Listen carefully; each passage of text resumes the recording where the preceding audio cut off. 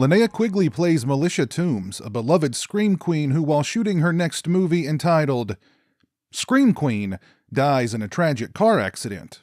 But was it an accident? No, it was not. Fast forward 1 year, and the very small cast and crew of Scream Queen are mysteriously beckoned to a mansion to complete the film. Or die trying. Scream Queen is written and directed by Brad Sykes, a filmmaker I first became acquainted with many years ago via a movie called Camp Blood, a shot-on-video slasher with the most original title ever. It looked cheap, it looked cheesy, it looked awful. I could not wait to get it home from the video store. To make a long story short, I had a great time with Camp Blood and thought it was a pretty decent movie overall. I can't really speak for any of the sequels beyond Part 2, which was also written and directed by Sykes and is also pretty good. I think they're actually up to 12 or 13 of those things at this point. And as a matter of fact, Part 6, or Part 666, was split into 2 movies. A real epic. So when I heard that Visual Vengeance was releasing Scream Queen, its status as a lost movie starring Linnea Quigley, and the fact that it was written and directed by Sykes, I was intrigued. But a lost classic, this is not. For a movie that's just over 70 minutes in length, there ain't a whole lot happening here. Characters argue a lot, they run lines, they, of course, hook up. One couple even engages in some kinky roleplay. But before you horn dogs get too excited, none of it is titillating in the least. And if you think some cheap TNA is going to save things, you're wrong.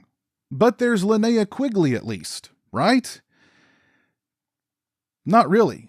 Unfortunately, she's not in the movie very much. There are a couple of cool kills, the makeup effects guy who spends most of his time chatting with a mannequin he presumably takes with him everywhere is fun, and the Gone Girlish finale was a nice touch. The thing I liked most about both Camp Blood and Camp Blood 2 was that Sykes didn't allow the lack of budget to deter his ambition, and I think that was probably the aim here. However, the extreme lack of budget, which caused the movie to go dormant for 4 years before finally being completed, seems to have handcuffed him. There are morsels of a good movie here, parts B-movie parody, parts good old-fashioned slasher, but they just don't add up to make a very hearty meal. Oh, and did I mention that Scream Queen features a song sung by Linnea Quigley called "This Chainsaw is Made for Cuttin'"?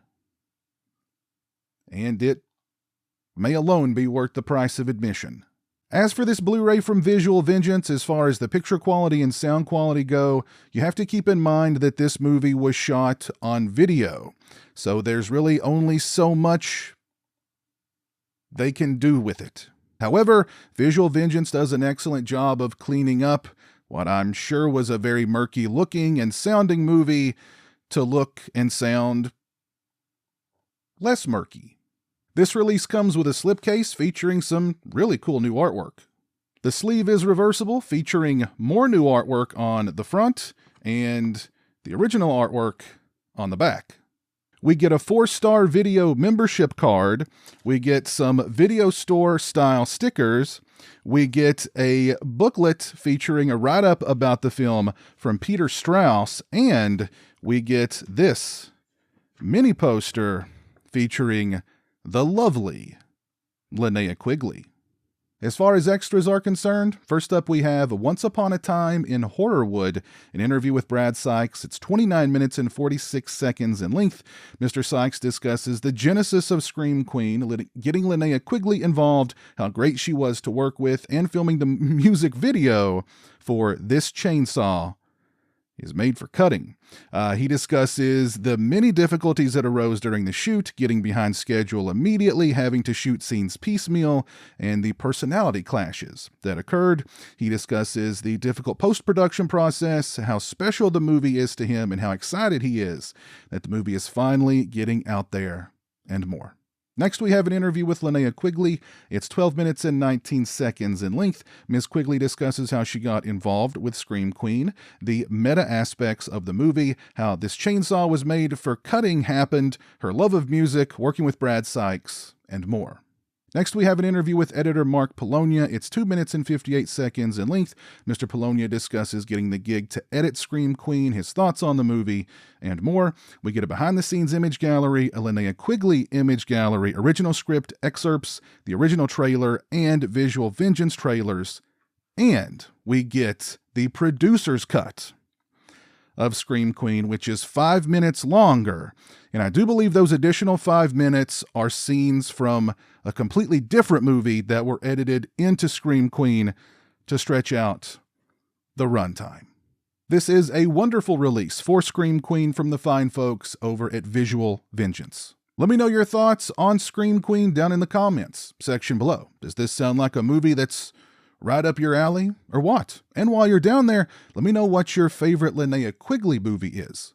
If you like this video, please leave it a thumbs up and share it on social media. If you're not following me on social media, those links are in the description. As always, thank you so much for watching. I really appreciate it. Take care, and until next time, peace. A huge thank you to all my patrons and channel members for your generosity and support. Become a patron today and get early access to videos, have a say in what content appears on my channel, join me for monthly live streams, exclusive watch parties, and more. Become a channel member today and get access to exclusive badges and emotes to use when I stream, as well as members-only watch parties. Both those links are in the description.